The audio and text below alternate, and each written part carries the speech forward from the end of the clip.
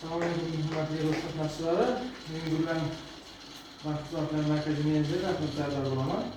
Hozirgi kunda bizlarda bo'lib turgan yangiliklar, aholiga yaratilgan qulayliklar, aholiga qanday imkoniyatlar berilib shular bo'yicha sizlarga qo'shimcha tushuncha berib o'taman. Hozirgi kunda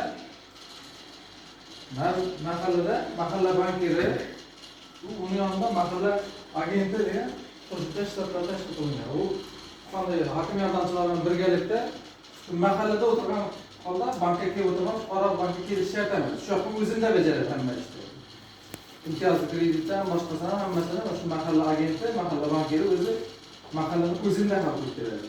Bundan tashqari hozirgi kunda aholi uchun 7 yilga 3 yillik imtiyoz davomida 100 million so'mgacha garantiya kredit beriladi.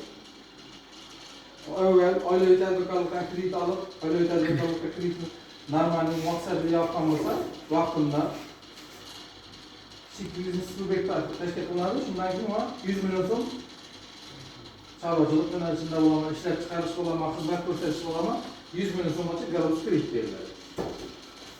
20% foizli. 20% 7 yilga 3 yillik imtiyoz beriladi. 3 yildan keyin asosiy tartib to'lanadi. Bu